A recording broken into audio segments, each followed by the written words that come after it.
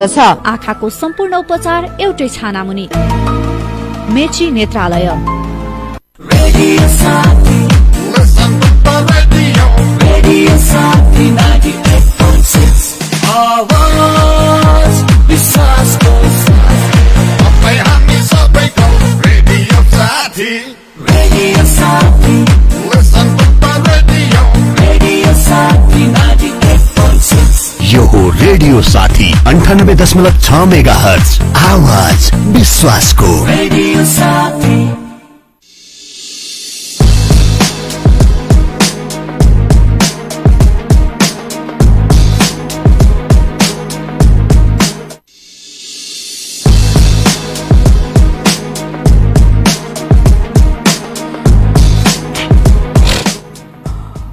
आदरणीय श्रोता नमस्कार। रेडियो साथी 98.6 मेगाहर्जको यो दैनिक प्रस्तुति कार्यक्रम कोरोना सेरोफेरो लिएर उपस्थित भइसकेको छु।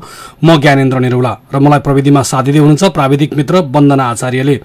हामी कोरोना र कोरोनासँग जोडिएका विविध पक्षका बारेमा हरेक दिन कुराकानी गरिरहेका छौँ, हरेक दिन छलफल गरिरहेका छौँ, विभिन्न विषयमा चर्चा गर्दैछौँ। आज हामी एउटा फरक प्रसङ्ग, फरक विषय लिएर उपस्थित भएका छौँ।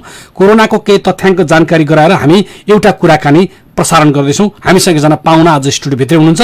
उहाँ पाहुनाको परिचय म एकछिनमा गराउँछु। सबभन्दा पहिला विश्वभरिको कोरोनाको अवस्थाको बारेमा तपाईँलाई जानकारी गराउँदैछौँ।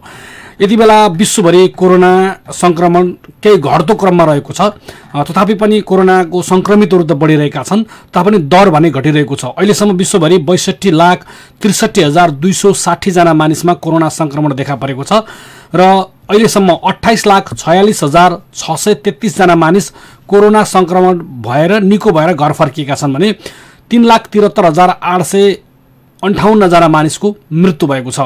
हाम्रो छिमेकी देश भारत अहिले तीव्र रूपमा कोरोना संक्रमण बढ्ने देशमा पर्छ। अहिले 7औं नम्बरमा, 3 दिन अगाडि 11औं नम्बरमा भएको भारत आज 7औं नम्बरमा उक्लिएको छ। 1,90,609 जना मानिस भारतमा अहिलेसम्म कोरोना संक्रमित भइसकेका छन् र 5,408 जना मानिसमा अहिलेसम्म कोरोनाका कारण भारतमा मृत्यु भइसकेका छ। यो अवस्थाले गर्दा भारतसँग जोडिएको हाम्रो खुला नाका 1000 किलोमिटरको खुला नाकाको भएकोले गर्दा हामी जहिले पनि सतर्क, सजग र सचेत बन्नुपर्ने अवस्था छ। अधिकांश हाम्रा नेपालीहरू भारतमा विभिन्न ढङ्गबाट काम गरेर बस्नुभएको थियो।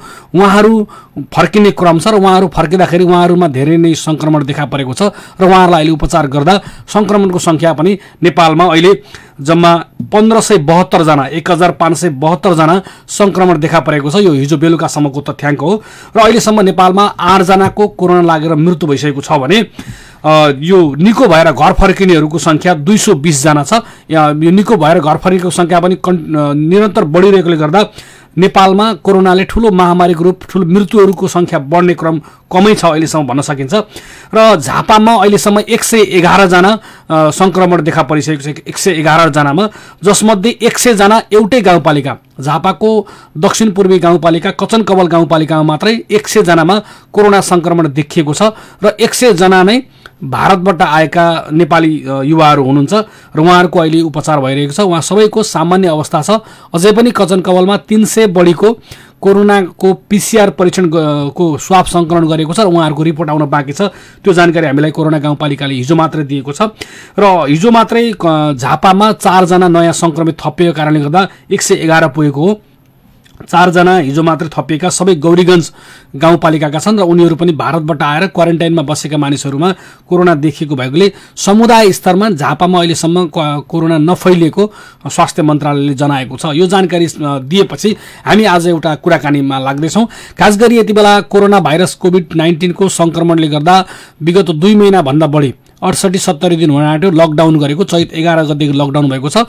विश्व नै लकडाउनमा भइरहँदाखेरि यति बेला सबैतिरबाट अप्ठ्यारो असहज परिस्थिति छ। हाम्रो पर्यटन व्यवसाय पुरै धराशायी भएको छ।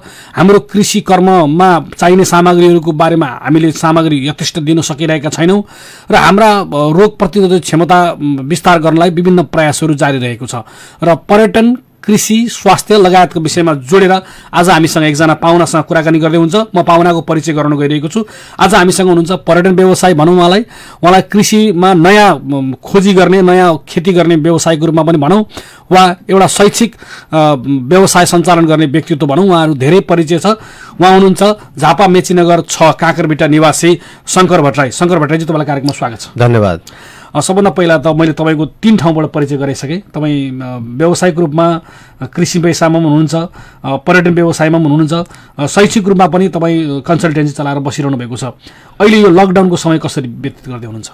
यो अहिले लकडाउन यो कोभिड-19 ले गर्दा विश्व नै मर्माहत भएको अवस्था छ। त्यसकारणले गर्दाखेरि अब यति बेला स्वाभाविक रूपमा हामी जस्ता अलिकति बाहिर समाजमा काम गर्ने व्यक्तिहरूले चाहिँ बाहिर मेसेज दिनको निम्ति पनि घरभित्रै रहेर आफ्नो एउटा एरियाभित्र रहेर विभिन्न गतिविधिहरू गर्नुपर्ने अवस्था भएको छ। त्यसले गर्दाखेरि अहिले ठ्याक्कै भन्नुपर्दा घरबाटै विभिन्न कार्यहरू गरिरहेको छु। जस्तै अब टेलिफोनबाट हुने कार्यहरू, इन्टरनेटको माध्यमबाट गरिने कामहरू, त्यस्ता कामहरू, बाहिर अब एउटा मेसेज दिने कामहरू, सोसियल वर्कका कामहरू गरेर बसिरहेका छ। जस्तो अहिले तपाईँहरूले चाहिँ खास गरी यो पर्यटन र कृषिलाई जोडेर जुन व्यवसाय गर्दै हुनुहुन्छ, नेपालमै एउटा नयाँ व्यवसाय केशर खेती, जो विश्वमै अत्यन्तै मूल्यवान र अत्यन्तै स्वास्थ्यको लागि ठिक भनेर भनिएको प्रमाणित भएको चिज हो। यो खेतीको बारेमा चाहिँ अहिले यो बेला कस्तो चल्छ, छलफल तपाईँहरू के गरिरहनु भएको छ? राम्रो प्रश्न गर्नुभयो ज्ञानजी। एक्चुअली यो खेती जुन केशरको बारेमा नेपाली जनतामा त्यति अवेर छैन, अर्थात् जनचेतना नभएको हामीले महसुस गर्यौँ। तथापि अहिले जबदेखि हामीले यो पोहोर सालदेखि केशर खेतीलाई नेपालमा भित्र्याएर व्यावसायिक रूपमा केशर उत्पादन गरेर त्यसलाई बजारसम्म लाने हामीले जुन एउटा काम गर्यौँ, त्यसले गर्दा स्थानीय क्षेत्रमा जनचेतना बढेको हामीले महसुस गरेका छौँ। किनभने यसको प्रमाण कसरी म दिन सक्छु भने हामीले उत्पादन गरेको केशर अहिले हामीसँग लगभग समाप्त भइसकेका छ, बजारमा बिक्री भइसकेका छ।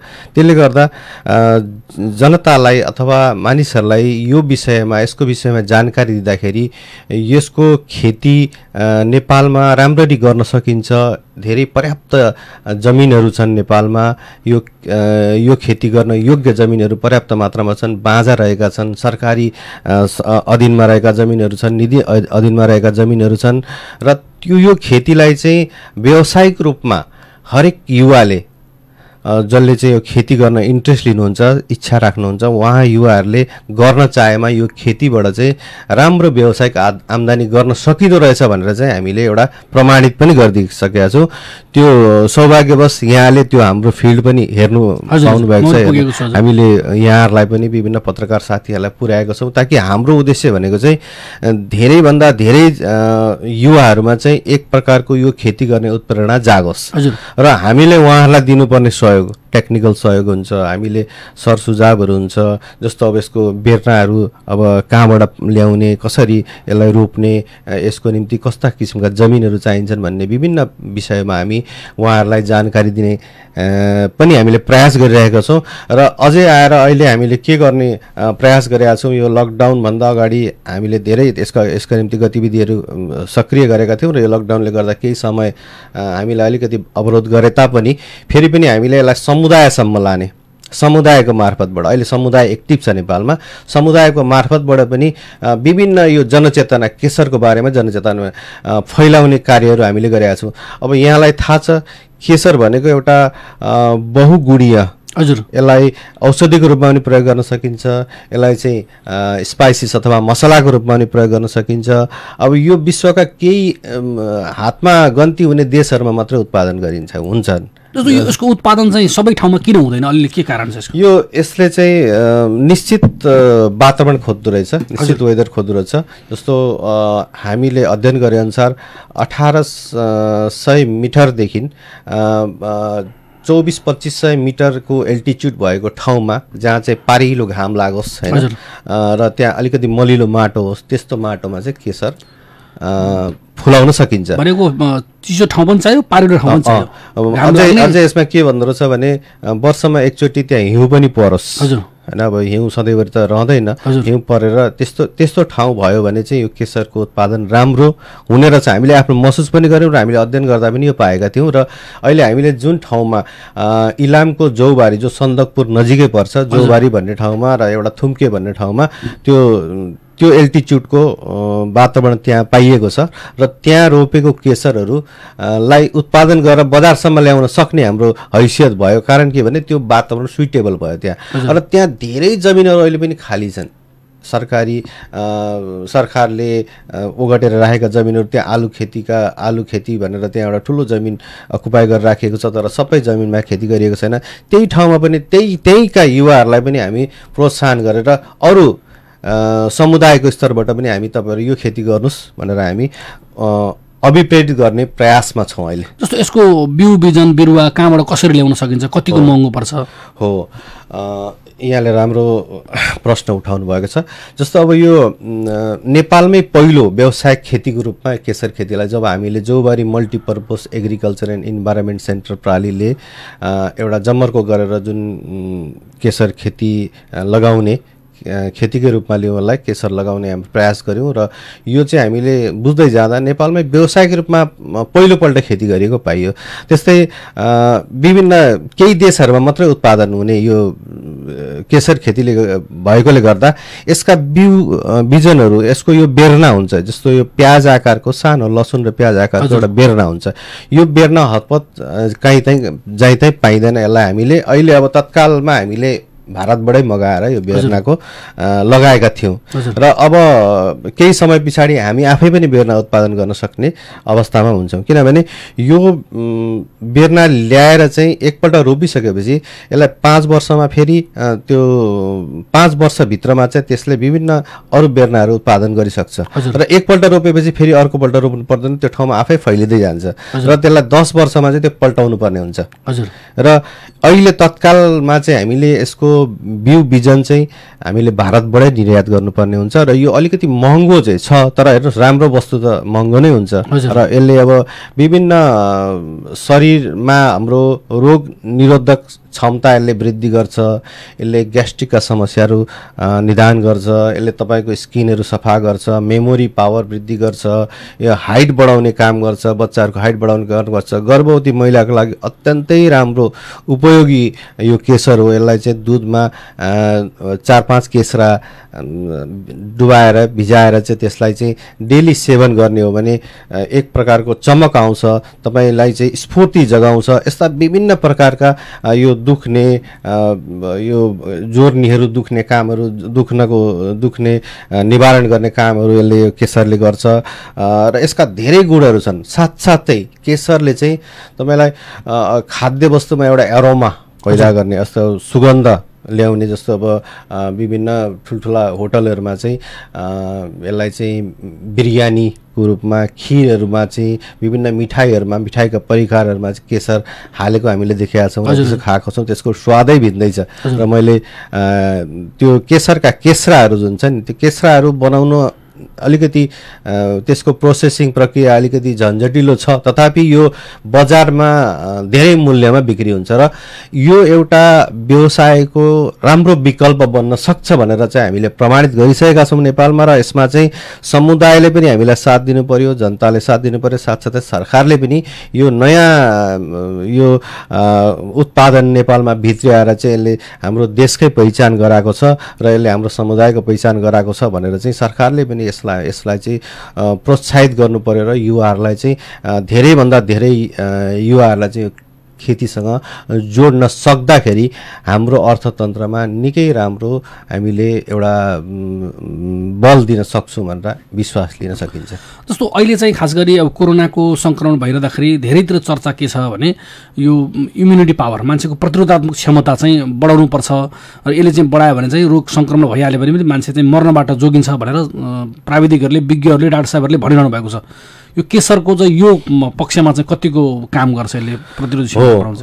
अहिले कोरोनाको महामारी देखियो, यो कोरोनाबाट जति मान्छेहरू मरेका छन् त्योभन्दा बढी चाहिँ अरू रोगहरूबाट व्यक्ति मरेका छन्। एउटा त्रास पनि भयो यो, किनभने यो चाहिँ व्यक्तिबाट व्यक्तिमा सर्ने रोग भएकोले गर्दा अलिक सन्तास फैलियो। योभन्दा अगाडि पनि धेरै ठुल्ठुला महामारी आएका हुन्, हामीले भोगिसकेका हौँ, फ्लूहरू आएका हुन्, तर यो कोरोनाले चाहिँ यो हत्तै आइदियो र आएपछि चाहिँ जनतामा एउटा त्रास बढेकोले गर्दा अब यो मान्छे कतिपय कोरोनाको कारण नभएर अरू डरको कारण मर्नेहरू पनि जोडिएका छन्। तर जसरी मरे पनि यो पिरियडमा कोरोना नै नाम दिएको छ। तथा अब कोरोनाबाट कसरी बच्ने त भन्दा अब धेरै साइन्टिस्टहरूले यो प्रुभ गरिसकेका छन्, डक्टरहरूले प्रुभ गरिसकेका छन्, जसको इम्युनिटी पावर बढी छ, जसको चाहिँ रोगसँग लड्ने क्षमताको बढी छ, त्यसले कोरोनाले केही असर पारेको छैन। अब जस्तै विदेशबाट धेरै साथीहरूले अहिले फोन पनि गर्नुहुन्छ, यो कोरोनाबाट त्यति डराउनु पर्दैन है साथी, अलिकति इम्युनिटी पावर बढाउनु, आफूलाई प्रोटेक्सन गर्नु,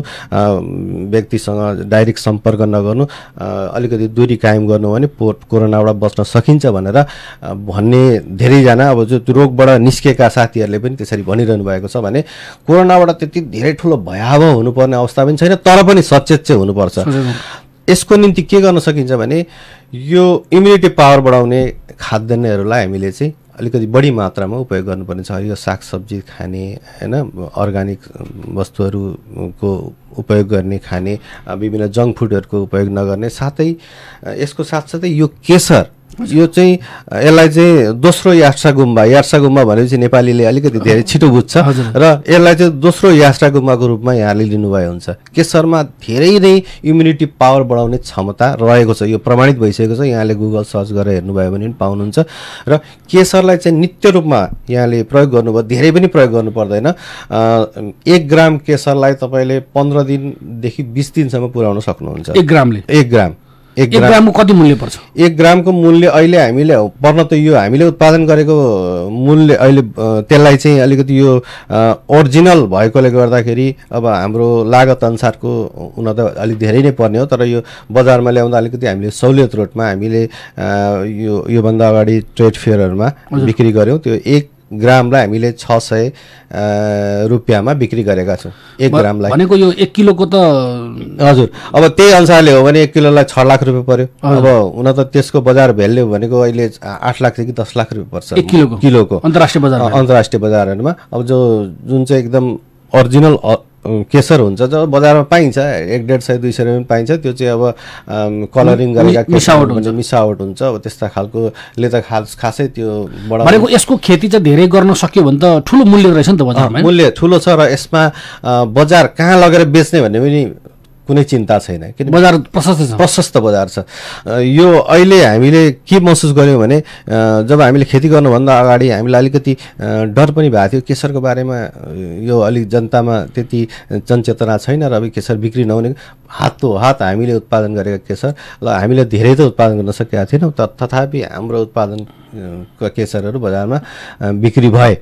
र यसका धेरै छन् त। अब हामीले हाम्रो देशमा यत्रा ठुल्ठुला होटलहरू छन्, यत्रा स्विट सेन्टरहरू छन्, यो औषधि बनाउने कम्पनीहरू छन् र अब व्यक्तिहरू पनि छन्, हैन, कन्ज्युम्सन गर्न सक्ने, जसले खान्छ, जसले बुझेका छन्।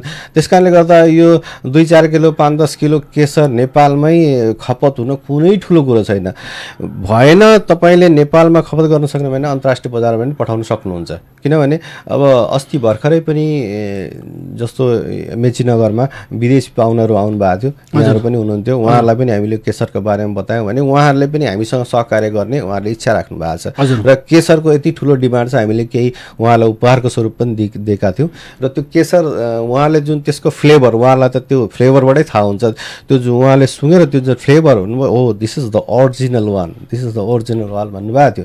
त्यस कारणले गर्दा यो केसरको बजारको निम्ति कुनै समस्या छैन। यसलाई चाहिँ जति पनि उत्पादन गरेर बजारमा अझै हामी त के भन्छौँ भने तपाईँहरूलाई हामी बेर्ना पनि उपलब्ध गराउँछौँ, यसका हामीले सिकेका ज्ञानहरू पनि हामी तपाईँहरूलाई उपलब्ध गराउँछौँ, हामीसँग जोडिनुहोस् र तपाईँले उत्पादन गरेको केसर पनि हामी लिदिन्छौँ पनि भनेर हामी समाजमा अहिले त यो सोसाइटीमा गइरहेका छौँ। जस्तो अर्को कुरा नि शङ्कर सर, खास गरी अब अहिले चाहिँ यो कोरोना भाइरस विश्वभरि नै देखा परेको कारणले गर्दाखेरि चाहिँ अब लाखौँ हाम्रा नेपाली दाजुभाइहरू चाहिँ विदेशबाट नेपाल आउँदैछन् र उनीहरू चाहिँ बेरोजगार हुने अवस्था छ। अब विश्वमा पनि रोजगार गुमेको छ, हाम्रो देशमा त यसै पनि पहिलादेखि बेरोजगारी समस्या छँदै थियो। अब हाम्रो देशले त्यो युवाहरूलाई धान्नु पर्छ, किनभने घर आउने युवाहरूलाई त नआइज भन्न मिलेन, उहाँहरूलाई त ल्याउनै पर्यो र ल्याएर व्यवस्थित गरेर रोजगार पनि सिर्जना गर्नुपर्छ, सरकारको दायित्व हुन्छ। यति बेला यो केसर खेती तपाईँले आज हामी मुख्य रूपमा केसर खेतीको कुरा गर्छौँ। केसर खेती जो लाखौँ रुपियाँ पर्छ 1 किलोको, 6 देखि 8 लाख 10 लाखसम्म किलोको पर्ने चिज, यो यसमा चाहिँ युवाहरूलाई कसरी परिचालन गर्न सकिन्छ, कसरी त्यो ठाउँ हामीसँग छ कि छैन, युवाहरूले त्यो सिक्नु पर्छ कि पर्दैन, नयाँ मान्छेहरूले गर्न सक्छ कि सक्दैनन्, के छ अलिकति भनिदिनु न। गुड। यो के छ भने केशर खेती विकल्प राम्रो विकल्प हुनसक्छ, रोजगारीको राम्रो विकल्प हुनसक्छ। यसमा हामी एस्युर गर्न सक्छौँ, ग्यारेन्टी दिन सक्छौँ। जस्तै नेपालमा त्यस्ता धेरै यो केशर खेती गर्न सुहाउने वातावरण भएका खाली जमिनहरू धेरै हाम्रो पहाडी क्षेत्र रहेछ यसको लागि। पहाडी क्षेत्र स्पेसल्ली यो केशरलाई चाहिँ 1800 मिटरदेखि माथि 24-2500 मिटरसम्म एल्टिच्युड भएको हाम्रो पहाडी भेग त लगभग त्यही क्षेत्रमा छ। लगभग त्यो भेगमा चाहिँ केशरलाई लगाउन सकिन्छ। साथसाथै केशर मात्र होइन, केशर लगाएको ठाउँमा अरू वृक्षारोपण पनि गर्न सकिन्छ। जस्तो हामीले श्रीनगरमा गएर हेर्दाखेरि त्यहाँ चाहिँ भारतको श्रीनगरमा स्पेसल्ली केशर खेती भारतको श्रीनगरमै हुन्छ। श्रीनगरमा गएर हेर्दाखेरि त्यो केशर रोपेको ठाउँमा स्याउ फलाइएको छ, नास्पति फलाइएको छ, अरू पनि विभिन्न अन्जिर जस्तो एउटा राम्रो जुन फल त्यो फलाइएको छ। त्यसकारणले गर्दा केशर त्यो जमिनमा केशर मात्रै होइन अरू चिज पनि फलाउन सकिन्छ। त्यसलाई नै त्यही अनुसारले हामीले के गरेका छौँ भने केशर रोपेको ठाउँमा केशरको वरिपरि नै हामीले अहिले स्याउ विभिन्न प्रजातिका स्याउहरू रोपेका छौँ, अन्जिर रोपेका छौँ, नयाँ खालको नास्पति रोपेका छौँ। अब औषधीय गुण हुने विभिन्न जडीबुटीहरू हामीले त्यहाँ रोपेका छौँ। र अब अहिले जुन कोभिडको जुन च्यालेन्ज छ हजुर, यसले चाहिँ विश्वमै एउटा च्यालेन्ज खडा गरेको छ र धेरै बेरोजगार हुने सम्भावना हामीले देखेका छौँ। अहिले हामी बोर्डरमा बसेका छौँ। बोर्डरबाट पनि यहाँ हजारौँको सङ्ख्यामा भारतबाट अहिले विदेशको बाहिरबाट आउने नभए तापनि, किनभने अहिले फ्लाइटहरूको एक्सेस छैन, त्यसले गर्दा भारतबाट हजारौँको सङ्ख्यामा युवाहरू नेपालमा भित्रिरहेका छन्। र अब आएर के गर्ने त ती युवाहरूलाई चाहिँ कसरी परिचालन गर्ने त? सरकारलाई पनि चुनौती छ, समाजको निम्ति पनि चुनौती छ। अब सबैको निम्ति यो चुनौती खडा हुँदाखेरि यस्ता किसिमका व्यावसायिक रूपमा गर्न सक्ने किसिमका यो खेतीहरू हामीले गऱ्यौँ भने ती युवाहरूलाई रोजगार दिन सक्छौँ। अब अर्को रहेको कुरा के भने यो केशर खेती गर्न त्यति ठुलो गाह्रो छैन। यसलाई बेर्ना ल्याउने र त्यो जमिन अझै हामीले सोइल टेस्ट गराएर गऱ्यौँ भने झनै राम्रो हुन्छ। नभए पनि हामीमा यति आइडिया छ, हामी नेपालीहरू जहिले पनि कृषिबाटै आएका हौँ। त्यसकारणले गर्दा हाम्रो ओरिजिन भनेकै कृषि हो भएकोले गर्दाखेरि हामीलाई त्यो माटोको प्रकृति हामीलाई लगभग थाहा भइसकेको हुन्छ कि यो माटोमा यस्तो हुन्छ भनेर हामीले भोगिसकेका हुन्छौँ। र त्यो माटोलाई चाहिँ राम्रो तरिकाले बनाएर त्यसलाई ड्याङ बनाउने र पानी चाहिँ जम्ने ठाउँ हुनु भएन र पानीको फ्लो हुनु पर्यो, पानी पनि लगाउनु पर्ने हुन्छ त्यहाँनिर। र त्यसलाई चाहिँ विशेष तरिकाले कति इन्चीमा रोप्ने, कति इन्चीको फरक राख्ने र त्यो कुन समयमा रोप्ने, कुन समयमा त्यसको फुललाई प्लग गर्ने अथवा टिप्ने भनेर हामी उहाँहरूलाई चाहिँ प्राविधिक ज्ञानहरू त्यो हामीले सिकेका हामीले जानेका ज्ञानहरू दिन तयार छौँ। र साथसाथै हामी उहाँलाई सहयोग गर्न पनि तयार छौँ। अब अहिले यो गरिरहँदा हामीले विगत 2-3 महिना अगाडि काठमाडौँको एउटा टिम आएको थियो हामीसँग। एउटा उहाँहरूको पनि त्यस्तो एउटा अर्गनाइजेसन रहेछ, मैले ठ्याक्कै उहाँको नाम बिर्सेँ। र उहाँहरूको पनि त्यस्तो अर्गनाइजेसन, उहाँहरूले कृषकहरूलाई चाहिँ यस्तै नयाँ प्रकारको के गर्न सकिन्छ भनेर उहाँहरूको त्यो एउटा अर्गनाइजेसनले गर्दो रहेछ। र हाम्रो बारेमा सुनेर उहाँहरू हामीसँग आउनुभएको थियो र उहाँहरूले यो विषयमा जानकारी लिएर धेरै राम्रो इन्ट्रेस्ट लिनुभयो र उहाँहरूले पनि भन्नुभएको छ हामी पश्चिममा पनि यस्ता धेरै ठाउँहरू छन् जुन ठाउँहरूमा चाहिँ हामीले केशर गर्न सक्ने रहेछौँ र त्यहाँ लगेर हामी केशर खेती गर्छौँ र यसको निम्ति तपाईँले सहयोग गर्नुपर्छ भन्नुभएको छ। त्यसको लागि हामीले उहाँहरूलाई एकदम स्वागत गरेका छौँ। साथै यो ताप्लेजुङ एरियाबाट, पाँचथरी एरिया, धनकुटा एरियाबाट धेरैजनाहरूको हामीलाई सम्पर्क अहिले आइरहेका छ र हामीले उहाँहरूलाई चाहिँ हाम्रो तर्फबाट आवश्यक सरसल्लाह सुझावहरू दिइरहेका छौँ। केशर खेती गर्नको निम्ति उहाँलाई उत्प्रेरित गरिरहेका छौँ र म आह्वान पनि गर्न चाहन्छु युवावर्ग अब हात बाँधेर बस्ने होइन, आफ्नो माटोबाट जे सकिन्छ त्यसलाई उत्पादन गर्ने हो। सबैभन्दा राम्रो विकल्प नेपालमा खेती हो। अरू पनि व्यापारहरू, प्रशस्त व्यापारहरू छन् र यहाँ गर्दा नहुने केही पनि छैन ज्ञानजी। तर अलिकति हामीले विश्व परिवेशबाट जुन सिकेर आएका हुन्छौँ त्यो ज्ञानलाई चाहिँ आफ्नो माटोमा एउटा एक प्रकारको समर्पण पनि गर्नुपर्ने हुन्छ र हामीले थोरै कमाउँला, बाहिर विदेशमा भन्दा हामीले थोरै कमाउला, तर पनि आफ्नो परिवारसँग बसेर कमाएर त्यसको चाहिँ गुजारा गर्नुको मजा भनेको अब यति बेला थाहा पाइहाल्यो नि विदेश बस्नेहरूले कस्तो पीडा भोग्नु परिरहेको छ र हामी घरमा बस्नेहरूले चाहिँ एक प्रकारको होइन एउटा आनन्दको जुन छ। यस्तो महामारीमा पनि हामीले भलै खान पाएका छैनौँ तथापि हामीमा एउटा सन्तुष्टि छ। यसले गर्दाखेरि पनि युवाहरूलाई चाहिँ हामी के आह्वान गर्न चाहन्छौँ भने यो कम्पनीको तर्फबाट र व्यक्तिगत तर्फबाट पनि के आह्वान गर्न चाहन्छौँ भने नेपालमा प्रशस्त सम्भावनाहरू छन्। केशर मात्रै नभएर अन्य पनि प्रशस्त सम्भावनाहरू छन्। कमसेकम विज्ञहरूसँगबाट ज्ञानहरू लिन सक्नुहुन्छ र तपाईँहरूले आफ्नो देशमै रोजगार गर्नुपर्छ र देशकै आम्दानीमा चाहिँ आफूले आफ्नो तर्फबाट सहयोग पुर्याउनुपर्छ भनेर हामी आह्वान गर्न चाहन्छौँ। जस्तो अर्को कुरा चाहिँ तपाईँ त पर्यटन व्यवसायमा पनि लामो समयदेखि लागिरहनु भएको मान्छे हो। यो केशर पहाडतिर हुन्छ भनेपछि केशर र पर्यटनको कुनै सम्बन्ध जोड्न सकिन्छ? त्यहाँबाट पनि पर्यटनबाट पनि रोजगारी सृजना गर्न सकिन्छ? अहिले त हामीले खास गरी सरकारलाई पनि रोजगारीमा सहयोग पनि गर्नु बेला भएको छ। यो पर्यटन र केशर जोड्न सकिन्छ सकिँदैन? ठ्याक्कै राम्रो कुरा।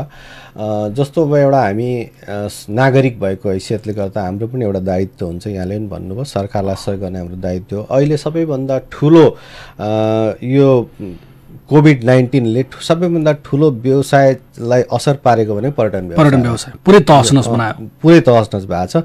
अबका केही वर्षसम्म यसलाई सामना गर्नै पर्छ, यो सत्य कुरा हो। अब हामी एउटा नेपालको पूर्वी भागमा बसेका छौँ र यहाँनिर सयौँ पर्यटन व्यवसायीहरू सानो एउटा स्टल खोलेर चाहिँ आएका पर्यटकहरूलाई चाहिँ विभिन्न ठाउँहरूमा घुमाएर चाहिँ आय आर्जन गर्नुहुने पर्यटक मित्रहरू हुन्छ, पर्यटन व्यवसाय साथीहरू हुनुहुन्छ।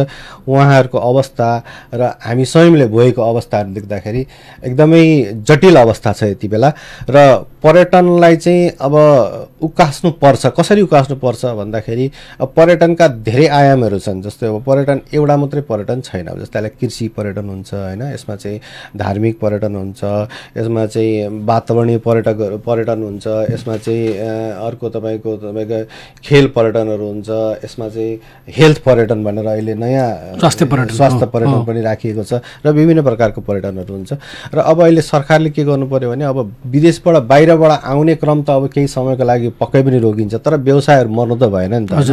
र यसमा चाहिँ अब अहिले जुन बजेट आयो, बजेटले खासै पर्यटन क्षेत्रहरूलाई चाहिँ यसरी सहयोग गर्ने किसिमको बजेट आएको हामीले महसुस गरेका छौँ। तथापि अब आत्मबल राखेर केही न केही गर्नुपर्ने हुन्छ हुँदाखेरि सरकारले कमसेकम एक दुईवटा कुरा चाहिँ के भनिदिएको छ भने अब डोमेस्टिक पर्यटनलाई चाहिँ बढावा दिने भनेर भनिदिएको छ। त्यसमा अब त्यसको पनि अब अलिकति क्ल्यारिफाई गर्दै जाँदाखेरि अब फेरि सरकारले के भन्छ भने 24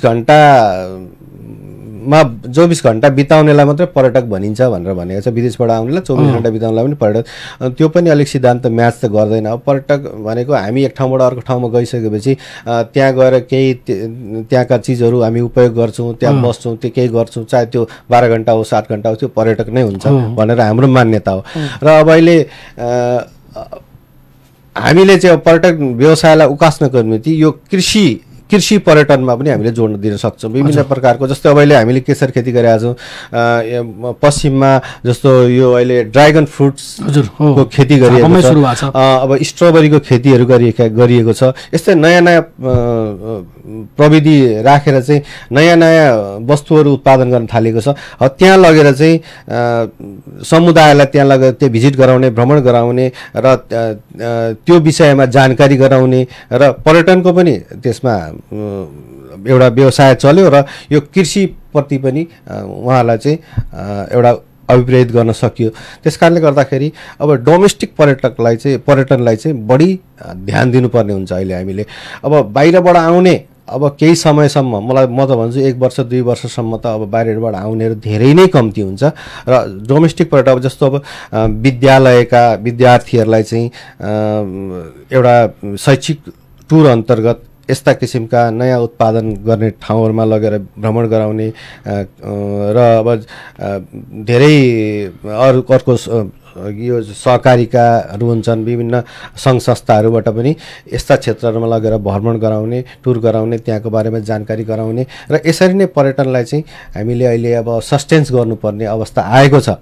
र यसमा चाहिँ अब पर्यटन व्यवसायहरूले चाहिँ त्यो ट्रेडिसनल हिसाबले होइन, अब परम्परागत तरिकाले होइन, अब डिजिटल प्रविधिबाट म त साथीहरूलाई आह्वान त्यही गर्दैछु र पहिला पनि म त्यही भन्ने गर्छु, अलिक फरक ढङ्गबाट समयअनुसार जानु पर्यो भन्ने हो। समयअनुसार जानु पर्यो। अब डिजिटल प्रयोग गर्नु पर्यो क्या, अब प्रविधि प्रयोग गर्नु पर्यो। प्रविधि अब अहिलेको अवस्था कस्तो छ भन्नुहुन्छ भने तपाईँले पर्यटन व्यवसाय सञ्चालन गर्नुको निम्ति कुनै एउटा स्टल राखेर बजारको बिचमा स्टल राखेर गर्नुपर्छ भन्ने कुनै जरुरी छैन। तपाईँले आफ्नो घरमै बसेर एउटा ल्यापटप राखेर एउटा कम्प्युटर राखेर नेटको एक्सेस गरेर पनि तपाईँले पर्यटन व्यवसाय सञ्चालन गर्नुपर्ने हुन्छ सकिन्छ। तर नेपालमा नेपालको सरकारले नेपाल सरकारले चाहिँ यस्ता किसिमका प्रोग्रामहरू अहिलेसम्म ल्याइदिएको छैन सरकारी तौरबाट। जस्तो अब एउटा तपाईँलाई उदाहरण दिन चाहन्छु, हिजो अस्ति पनि हाम्रो एउटा कन्फरेन्स भयो, भर्चुअल कन्फरेन्स भयो यो पर्यटन सम्बन्धी यसका चुनौतीको विषयमा।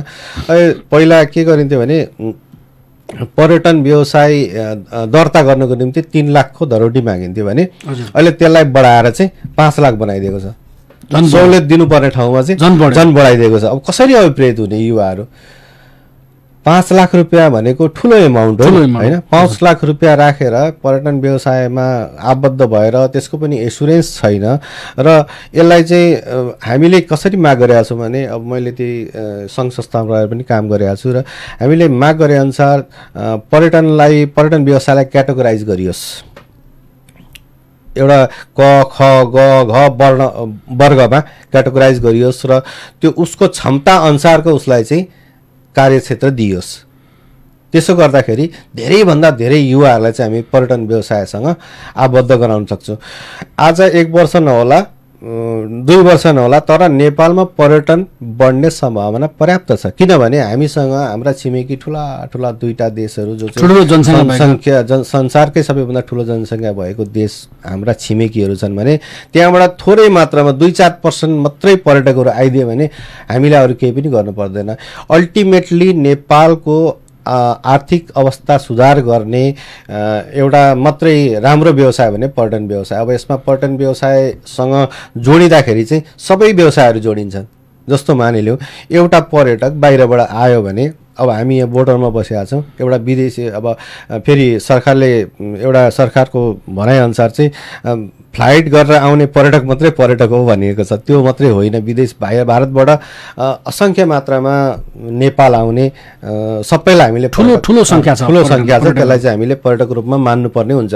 जस्तो मानिलिउँ एउटा के छ भने अब भारतबाट एकजना पर्यटक आए, ऊ आउँदाखेरि चाहिँ यहाँ हाम्रो बुढो पानीटेङ्गीमा आए, पानीटेङ्गीबाट रिक्सा चढेर आए, रिक्सावालाले पनि एउटा त्यसको आफ्नो रोजगारी भयो होइन। त्यहाँदेखि आयो होटलमा बस्यो, होटल जोडिएको हुन्छ होइन। होटलमा बसेपछि उसले त्यहाँबाट अब जुन खान्छ उसले त्यहाँ उपयोग भएका वस्तुहरू उपयोग गर्छ।